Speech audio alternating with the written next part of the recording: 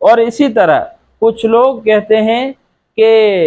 فلاں بندے نے عقیقہ نہیں کیا اس لیے اس پر قربانی واجب نہیں، حالانکہ اس طرح نہیں ہے۔ جس بندے نے عقیقہ نہیں کیا، عقیقہ تو سنت ہے، اگر عقیقہ اس نے نہیں کیا تو اس کا کسی بھی قسم کا کوئی گناہ نہیں ہوگا، لیکن قربانی واجب ہے۔ اگر قربانی نہیں کرے گا تو پھر اس صورت میں اس پر گناہ ہوگا، اور اس قربانی نہ کرنے کی وجہ سے اللہ تبارک و تعالیٰ کا عتاب نازل ہوگا۔ لیکن اگر کسی بندے نے عقیقہ نہیں کیا تو عقیقہ سنت عمل ہے، اگر کرے گا تو پھر اس صورت میں یہ ہوگا کہ اس کے جو مثال کے طور پہ بچہ جو پیدا ہوا ہے، اس بچے کے اوپر جو تکالیف آنے والی ہیں، جو مصیبتیں آنے والی ہیں، اللہ تبارک و تعالیٰ اس عقیقے اور صدقے کی وجہ سے وہ تمام کی تمام جو تکالیف ہیں وہ تمام کی تمام اس سے دور کر دیں گے۔ تو عقیقہ اگر کسی نے نہیں کیا تو قربانی ایک جدا واجب ہے، وجوب ہے، اور اس کو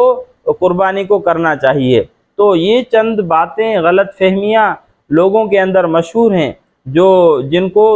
رفع کرنا، ختم کرنا ضروری ہے، کیونکہ اگر یہ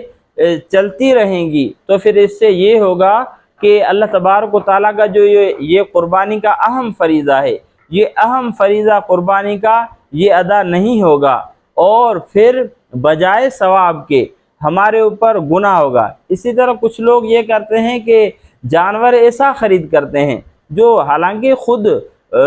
کروڑ پتی ہوتے ہیں، لاکھ پتی ہوتے ہیں، لیکن اس کے باوجود جانور ایسا خرید کرتے ہیں کہ جس کی ہڈیاں بالکل ظاہر ہوں اور جو دیکھنے میں بندے کو اس پر ترس آ جائے، ایسا جانور وہ ذبح کرتے ہیں، قربانی کے لیے خرید کرتے ہیں۔ اس طرح نہ کرنا چاہیے۔ اگر اللہ تبارک و تعالیٰ نے استطاعت دی ہے تو پھر اچھے سے اچھا جانور خرید کرنا چاہیے، لیکن اس میں بھی یہ ہو کہ خالص اللہ تبارک و تعالیٰ کو راضی کرنے کی نیت ہو، لوگوں کو دکھلاوا مقصود نہ ہو،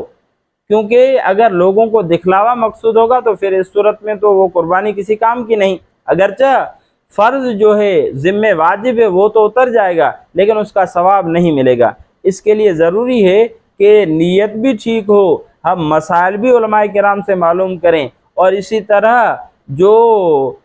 غلط فہمیاں لوگوں کے اندر مشہور ہیں ان تمام چیزوں سے۔ اور ایک تو بسا اوقات یہ بھی دیکھا گیا ہے کہ لوگ کہتے ہیں کہ جو خصی جانور ہے اس کی قربانی نہیں ہوتی، حالانکہ رسول اللہ صلی اللہ علیہ وسلم نے جو قربانی کی تھی، کہتے ہیں کہ خصی ہونا یہ عیب ہے۔ رسول اللہ صلی اللہ علیہ وسلم نے 2 دمبوں کی قربانی کی تھی، اور حدیث میں آتا ہے کہ وہ دونوں دمبے خصی تھے،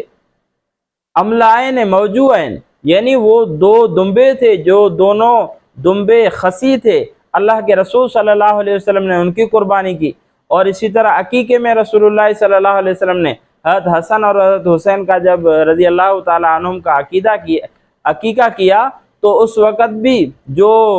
دمبا ذبح کیا تھا تو وہ دمبے جو ذبح کیے وہ بھی خصی تھے۔ تو خصی جانور کی قربانی کرنے میں کسی بھی قسم کا کوئی عیب نہیں ہے، اور اس کی قربانی کرنے سے قربانی ذمے سے ساقط ہو جاتی ہے، کیونکہ اللہ تبارک و تعالیٰ کی راہ میں جو جانور دیا جاتا ہے اس کے لیے ضروری ہے کہ وہ اچھا ہو۔ وہ اچھا تبھی ہوگا، اس کے گوشت کے اندر ٹیسٹ تبھی ہوگا جب اس کو آپ خصی کریں اور اس کے بعد ذبح کریں، کیونکہ اگر ایک خصی شدہ جانور نہیں ہے تو پھر اس کے جو گوشت ہے اس کھانے میں وہ لذت نہیں ہوتی۔ اس کے لیے ضروری ہے کہ یہ تمام مسائل